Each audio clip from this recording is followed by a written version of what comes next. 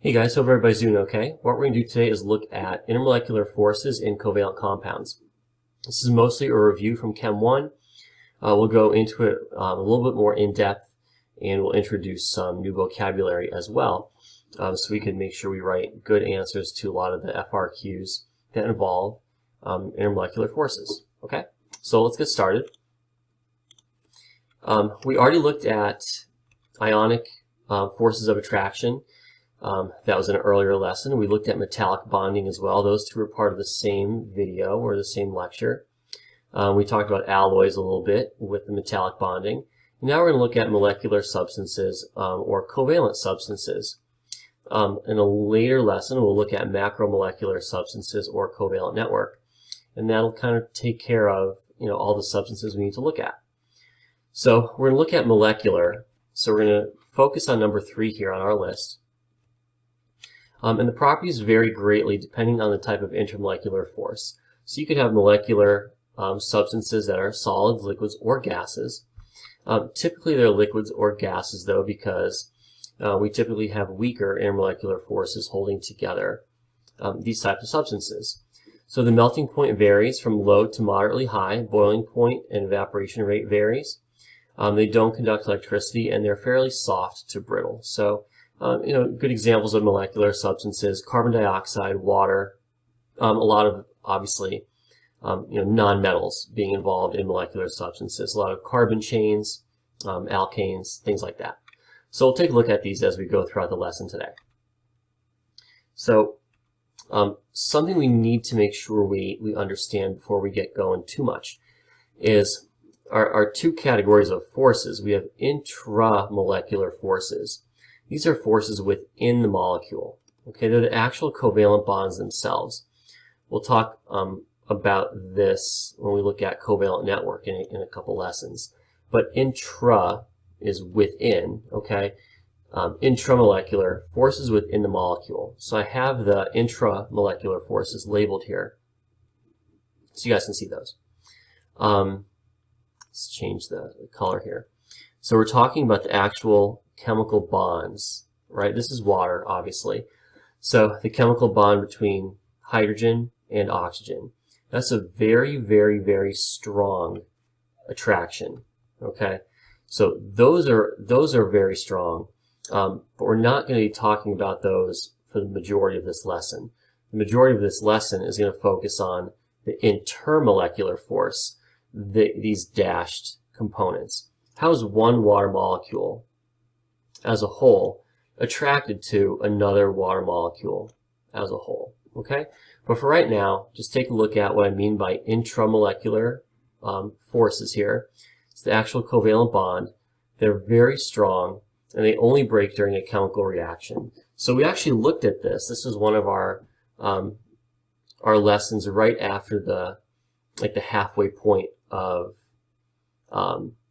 last unit, actually, where we looked at bond enthalpy, right? And we looked at how we break and form bonds, the energy required or given off when that happens.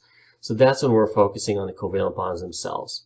For the rest of today and this lesson, let's focus on intermolecular forces.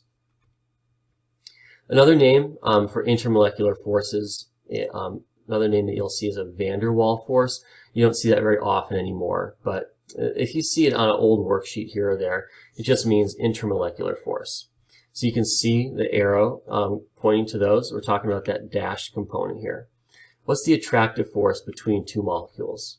These are much weaker than the intramolecular because it's not an actual chemical bond. It's a force of attraction, okay? You're not actually sharing electrons here like you are in that covalent bond. And these are the forces that have to be overcome when a substance melts, going from a solid to a liquid, or boils, going from a liquid to a gas. So we have to overcome these forces of attraction. So our particles could be a little bit further apart in terms of a liquid, free flowing, or for a gas, very far apart, with basically no attractive forces between the particles. So let's predict which substance would have the stronger attractive force between molecules. So we have these two that are here. We have CCl4, so C and then 4 Cls. And then you have CHCl3. So similar structure. Let's put the hydrogen up here. All right, and 3 chlorines. Okay? So predict which would have the stronger attractive forces between molecules. We have carbon with the same 4 components bonded to it. We also have carbon with 3 chlorines. And we're just swapping out 1 chlorine for hydrogen. How does that change these? Well, it changes this one over here. Well, this one is nonpolar because it's tetrahedral. All the bonds are to the same element. Okay, so all the poles are in equal and opposite directions. So nonpolar. Here, though, we're going to have dipole arrows going down, down, and down. There's really no dipole arrow pushing back up, right? So we're going to have a polar substance here. Okay, so how does the difference between a nonpolar substance and a polar substance determine attractive forces? How does that difference there determine which one is a stronger attraction? We're going to look at that as we go through the next couple slides. Okay, so you may recognize these from Chem 1. We have 3 main types of intermolecular forces. We have dispersion or London dispersion, dipole-dipole, and hydrogen bonding. We're going to take a look at London dispersion forces first. That takes up the majority of this discussion here, and then we'll look at the other 2. So a quick video clip on London dispersion, get a good visual, and then we'll go on from there. Think about a can of seltzer, an aluminum can filled with water and carbon dioxide. All the particles of matter in this can of seltzer are at the same temperature. They have the same average kinetic energy. Why then is the aluminum can a solid, the water a liquid, and the carbon dioxide a gas? Why isn't aluminum a liquid or CO2 a solid at room temperature? Well, let's look inside the can. According to kinetic molecular theory, the answer lies in the strength of attraction between particles of a substance. Let's take a closer look. A carbon dioxide molecule contains 1 carbon atom sharing electrons with 2 oxygen atoms. CO2 can exist as a nicely symmetrical molecule. However, its atoms are constantly moving. As the shape of CO2 changes, electrons are attracted towards whichever end has a greater positive charge. A dipole is created.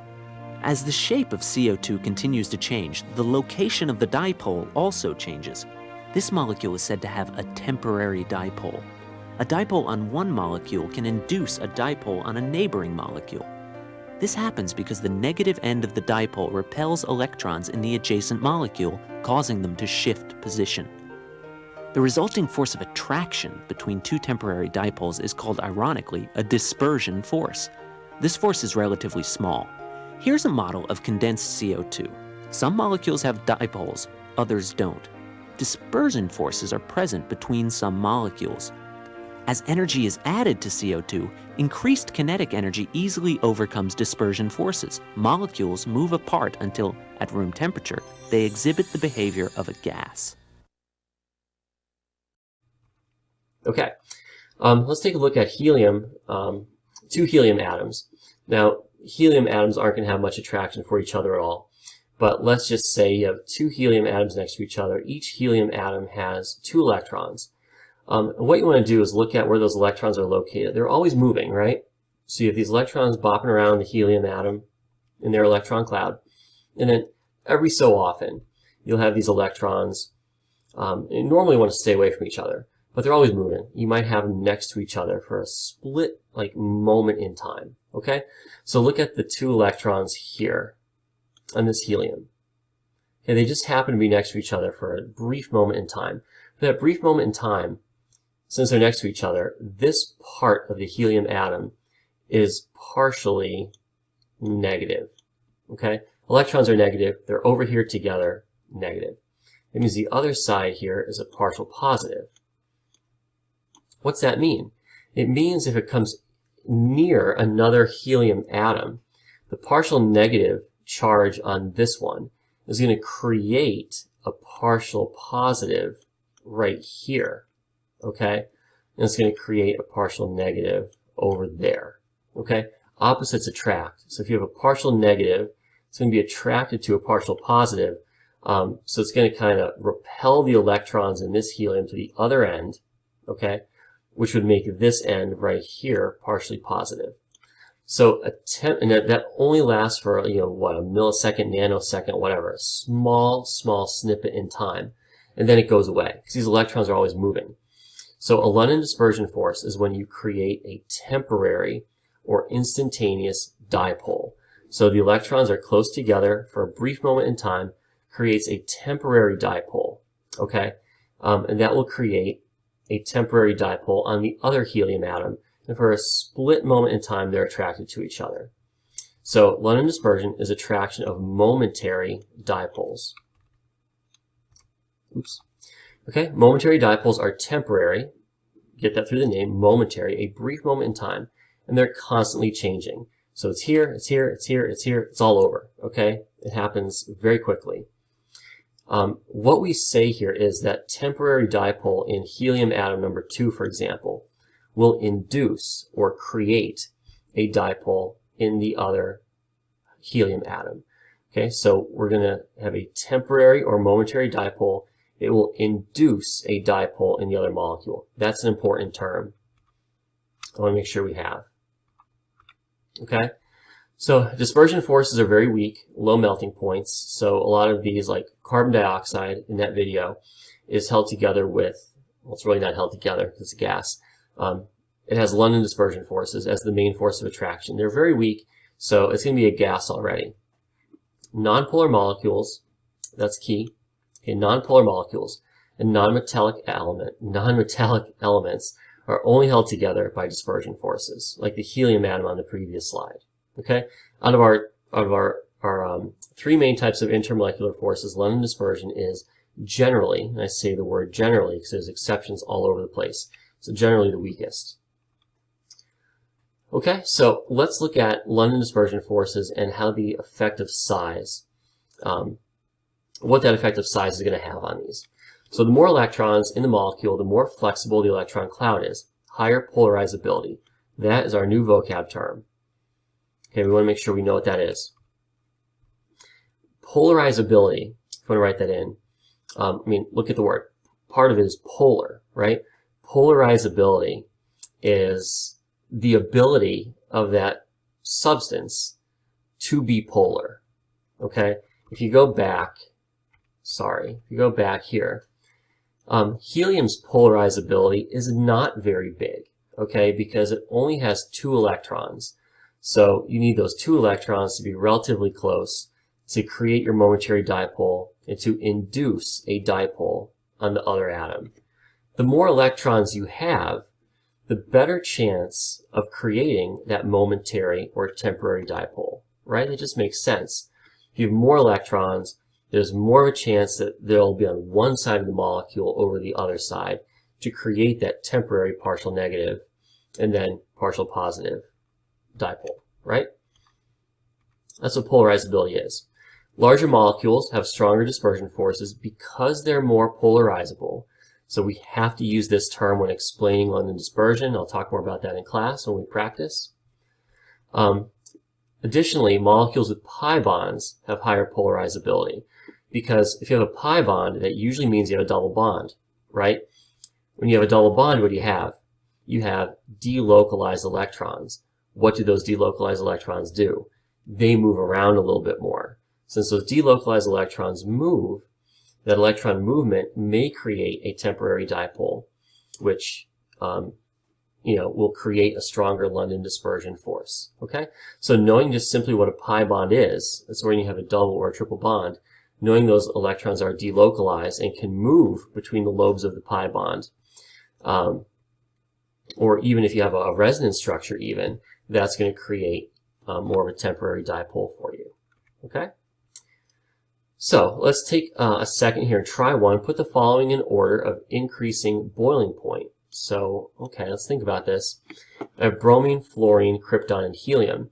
Increasing boiling point. Boiling point is going to increase when you have a stronger intermolecular force. So if the force of attraction holding the molecules together or atoms together is strong, it takes more energy to break that attraction. So weak intermolecular forces, low boiling point. Strong intermolecular forces, high boiling point. I don't memorize any of this. I know I think, okay? So if I have a very strong intermolecular force, I'm like, okay, what do I need to break that? Well, I need energy to break that. If I want to boil a liquid, I need to take the liquid and turn it into a gas. What happens then? Well, the forces of attraction are broken because liquids have some attraction, gases have basically none. So the stronger the attraction, the more work to break it and to boil the substance. So just think a little bit and don't really memorize. So take a second, try to figure this out. You can pause the video and see if you could do it. Look at the periodic table and look at the size, right? We're looking at that right now, of bromine, fluorine, krypton, helium, and see what you get. Okay, you can take a look at these. Boiling points are all here, okay? So if we're looking at the ones that we were focusing on, where are they? Bromine is here, fluorine, krypton, and helium. Okay? Krypton is, let's see, noble gas. It is level 4. Okay? Helium's in level 1. Okay? So definitely the lowest boiling point there. Okay? Helium is really, really, really, really small. Look, it only has electrons in level 1. Okay? It's only 2 electrons. So I already mentioned this. The polarizability of helium is super low. So really low boiling point, like 4.6 Kelvin, super low. What's next? The next one is actually fluorine, which is in level 2. Okay, and where's bromine? Bromine is level 4 as well. Okay, so next highest is fluorine. That makes sense. It's a little bit bigger. It has 9 electrons, but it's F2, so it's 18 electrons. So it definitely can be more polarizable than helium, which is why the boiling point's higher. Now we have bromine or krypton. And you're going to say, well, they're both level 4. Okay, fine. Krypton has 36 electrons. Okay? Bromine has 35, but it's Br2, so it's double that. So it's 70 electrons. Look at that. Huge boiling point compared to krypton. Okay, so krypton is smaller because it's not diatomic, it's monatomic, so there's only one of them. So it's 36 electrons, 120.9. And bromine is, it's Br2, so it's definitely bigger. There's 2 of them, right? 2 bromines bonded together. Double your electrons, you have 70. Way more chance of partial dipoles being created, more polarizability right there. Okay, so that's what you want to look at. If you look at your halogens, F, Cl, Br, and I, you can see that iodine has, if we're just looking at the halogens, the highest boiling point. You're like, well, this, like, why is that happening? Students get confused by this because you tend to think iodine is so big that the force of attraction is pretty small. But what you have to think what you're comparing here. You have, if I said what bond is stronger, the iodine-iodine bond or the fluorine-fluorine bond, well, definitely the bond between fluorine is stronger, that covalent bond. We're not talking about that here. We're talking about London dispersion forces. So I have an iodine molecule right here, okay? That's going to be attracted to another iodine molecule, okay, over here, okay?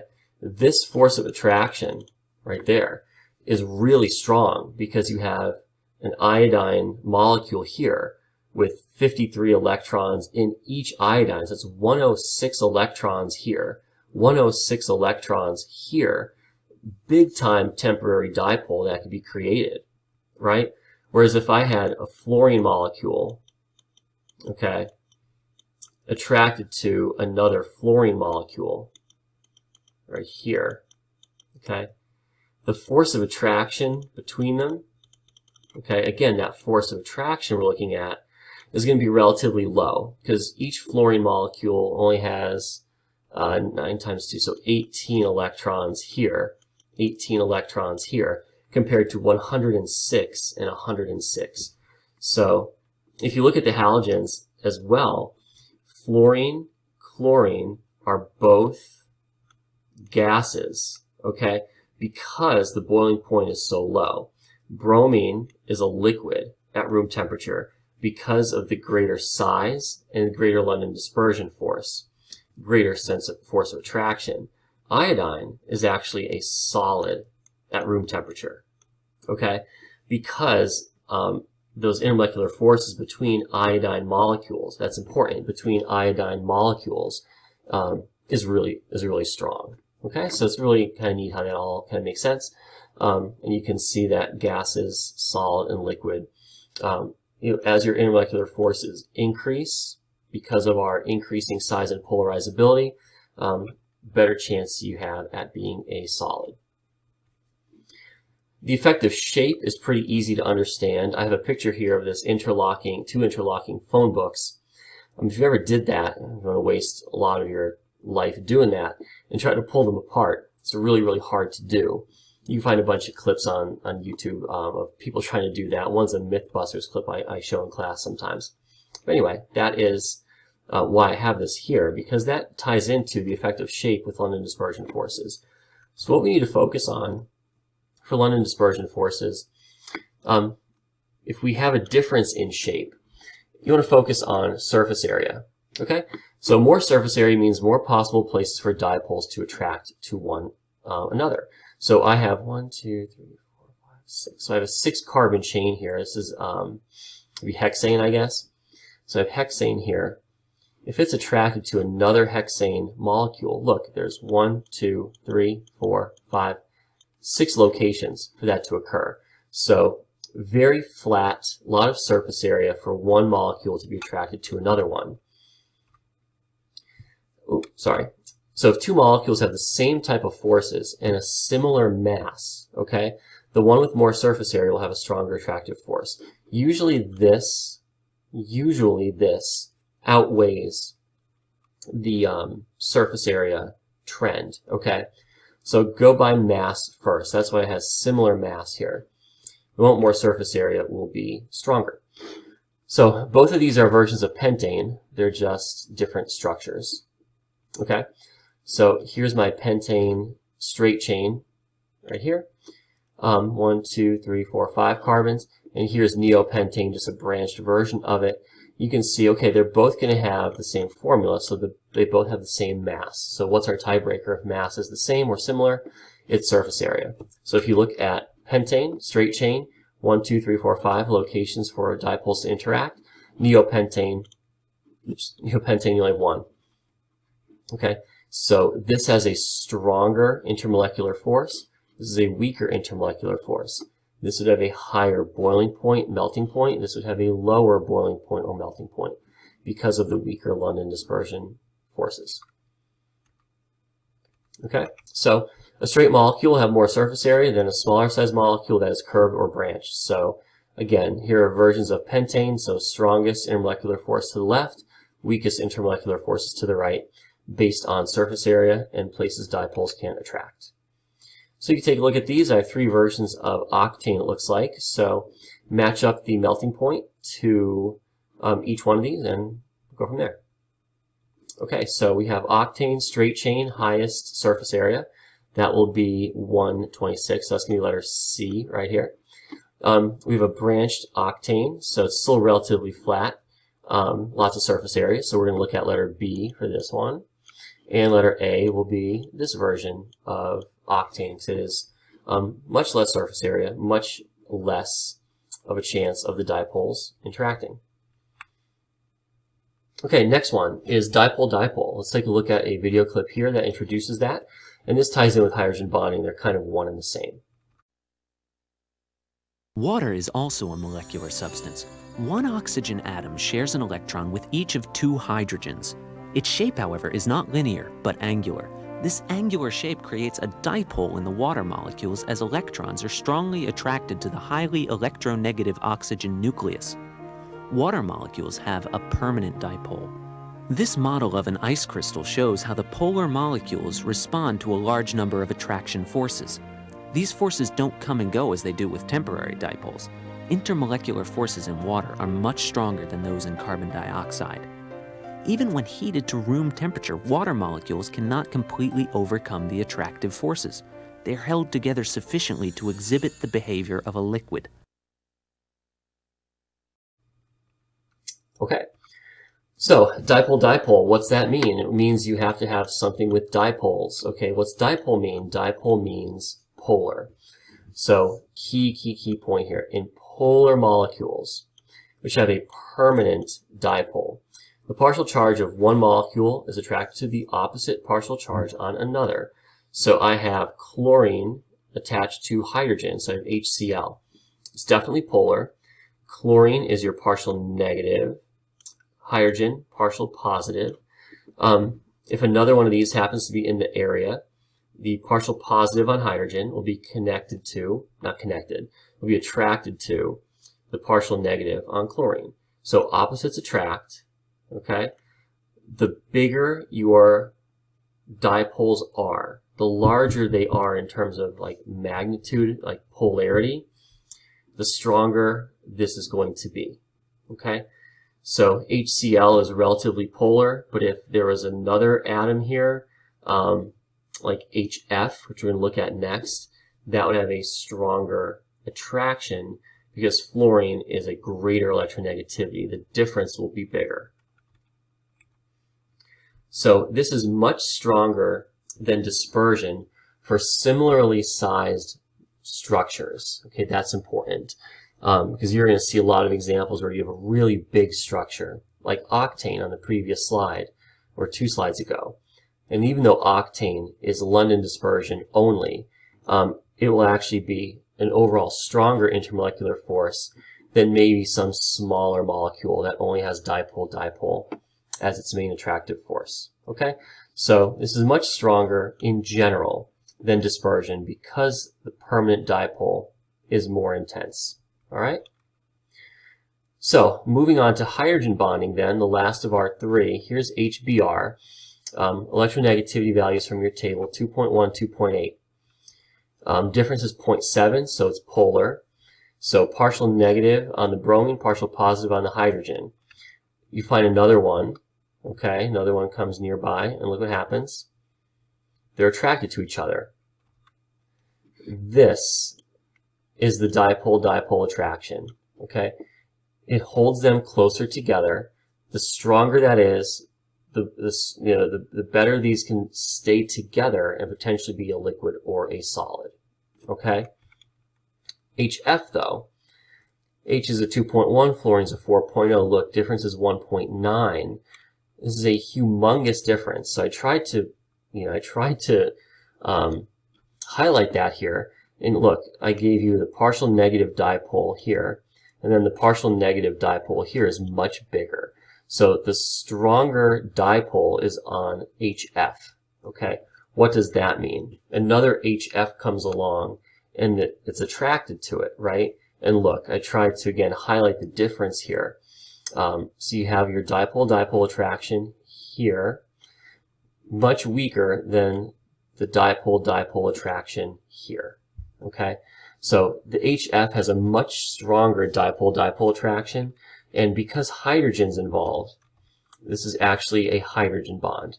Okay, don't get me started about how a hydrogen bond isn't really a bond. Okay, let's just add another layer of confusion to everything. So a hydrogen bond is not a bond. I'll say it in class a million times, it'll be really annoying about it. A hydrogen bond is a force of attraction. Okay. You need to know that. So hydrogen bond is a force of attraction. They call it hydrogen bond because, okay, they're trying to throw you off, I guess. I don't know. But that's what it is. Okay, so it's just a force of attraction, an intermolecular force, not intramolecular anything. Okay? So here's the rules, though, for hydrogen bonding as we get near the end of this. A couple rules for hydrogen bonding. We went over these in Chem 1, so just a reiteration of all that. A hydrogen bond is simply a strong dipole-dipole.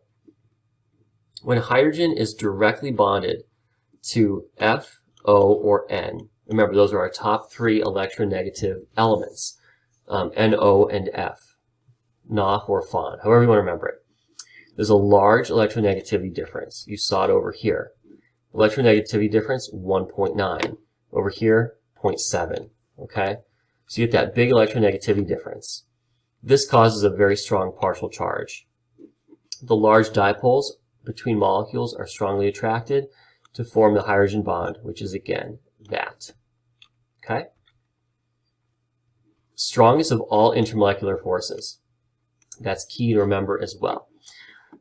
Again, if your molecules are a similar size, hydrogen bonding is strongest, dipole-dipole is next, London dispersion is the weakest. If you have really big differences in size, a lot of exceptions to those rules come into play. So don't be a robot and think hydrogen bonding, dipole-dipole, London dispersion, and that's how you live the rest of your life. You have to be aware that there are exceptions to these. Okay, so circle the hydrogen bonds in this picture. There are quite a few. So you take a second and do that. Okay, so if I change the color so you can see it, there's one right here, here, here, here. Okay, 4 hydrogen bonds in this picture. And those are just a couple that it shows. Okay, that takes care of this main lesson here on the 3 types of intermolecular forces. So what do I want to make sure you know from this? A lot of it's a review from Chem 1. Okay, you saw some of this and I get that. But I want you to be aware of the term polarizable or polarizability from London dispersion. Okay, so when you're explaining something in terms of strength, if you're explaining the strength of London dispersion forces, you need to mention polarizability in that explanation. If you just mention that an atom is bigger, so therefore the intermolecular force is stronger, it's not good enough. An atom is bigger, therefore it is more polarizable, therefore the intermolecular forces are stronger. So I'll have a little cheat sheet, like little guide on the board for you in school with things to focus on. That's going to be one of them.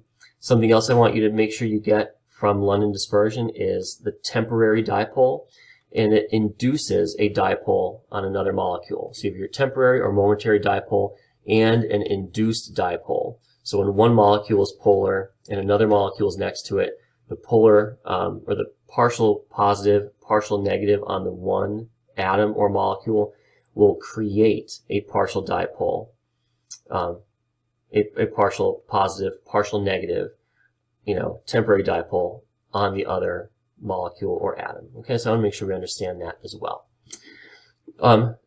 So to wrap this up, you can arrange the following by increasing melting point. Okay, we actually did one similar to this, maybe the same one in Chem 1.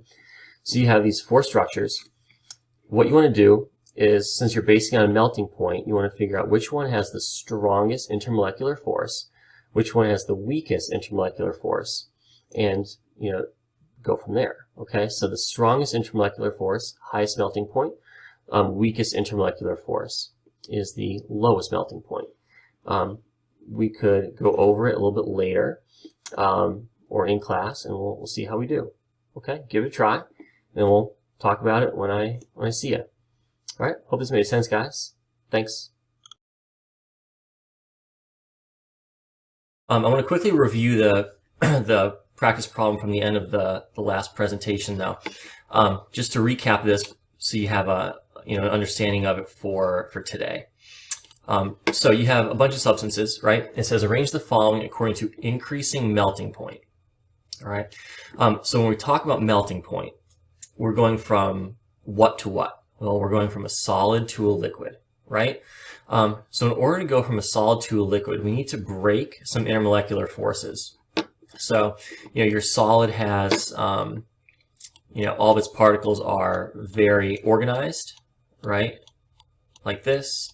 They vibrate in place. There's not a ton of movement there. Okay, that's your solid. And then you're going to go to a liquid where these attractive forces between these particles, aren't as strong.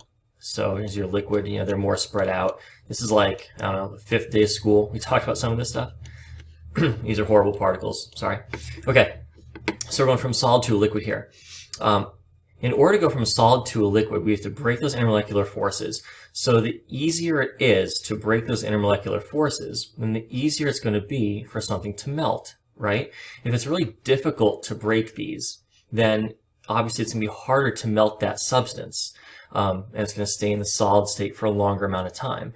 So a melting point, we're going to look at it again today. We'll tie it in with boiling point, same idea. We want to look at the strength of the intermolecular forces that these things have. So I look at these, and I look at that first one, that is magnesium oxide. And the first thing I notice is that it starts with a metal, and then it has a nonmetal. So as soon as you have a metal and a nonmetal, I'm done thinking, and I know that that's ionic. Okay, ionic compounds, like ionic bonds, really strong. Okay, stronger than any of the intermolecular forces that we talked about in the previous lesson. Intermolecular forces are really associated with covalent molecules, which is what the rest of these things are. So I look at the rest of them. I have CO2. Now I know from experience, I know that CO2 is C double bond O with some lone pairs, and then double bond O with some lone pairs. I know it's nonpolar. That was one of our examples in the polarity lesson. So I know it's nonpolar. There's no hydrogen bonding or dipole-dipole then. So this has to be London dispersion forces only. So London dispersion forces.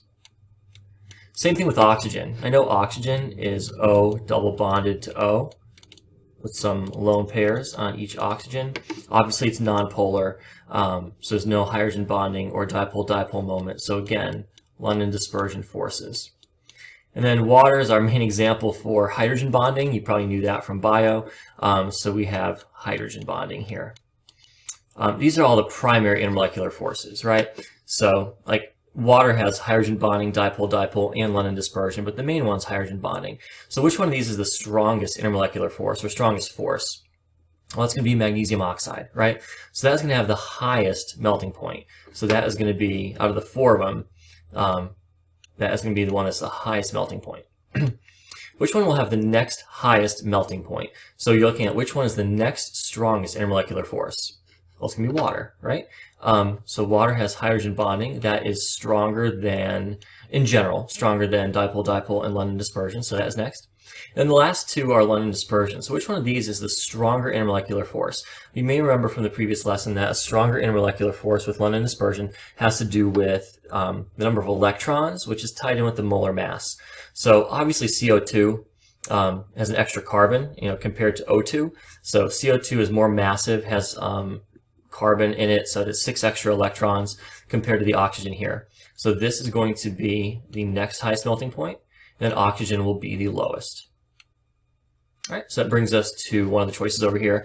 But I just want to recap that really quick. Ionic is the strongest. We go into a couple more attractive forces in AP Chem, but this is all we worry about for right now.